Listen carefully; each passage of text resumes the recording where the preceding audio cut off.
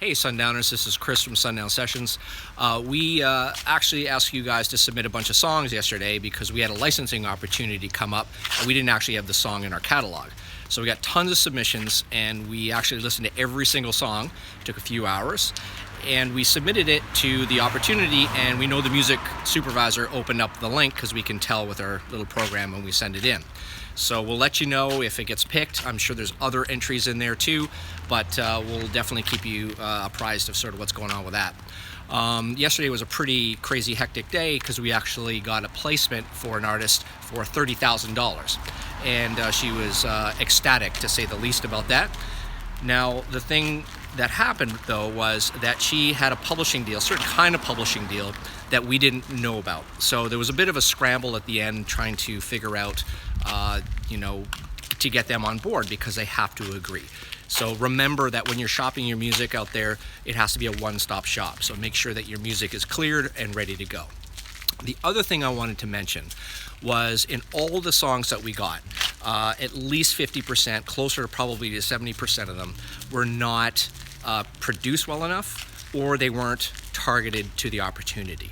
And what I mean by targeted was it wasn't what we asked for. We got a lot of different kind of music.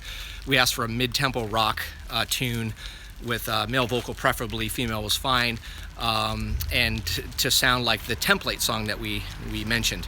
And we got all kinds of stuff.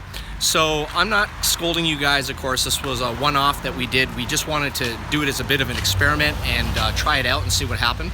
But when you're out there shopping to actual music supervisors or licensing agents and stuff like that, even publishing companies, they're not going to appreciate having music that it's a waste of their time, essentially. They're not going to appreciate having music that they can't, that's not for the opportunity, that they can't place properly. So the real issue there is that you're just going to piss them off, to be honest, and they're not going to call you back. And it's a great way to get blacklisted. So this is just really, just don't do that. So when you get an opportunity or something like that, make sure that you send the correct music. Sorry about that. Make sure that you send the correct music and it's placed correctly, and that you have, it's got to be produced well. What you can do is you can take a song that you know really well and just put yours next to it.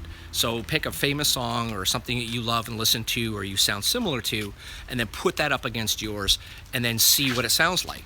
And if yours sounds like as good as that one, you're in the game. But if it doesn't, you have to make it sound at least close to that. Because if you don't, you're going to be sending your music out, you're not going to get placed because you're not meeting that basic threshold of production. And not only that, is that whoever you're sending the music to is not going to take you seriously. And they're just not going to return your calls, and they're just going to stop responding to your emails, and you don't want that to happen. In the meantime, I hope you guys are having a great New Year so far, and happy recording.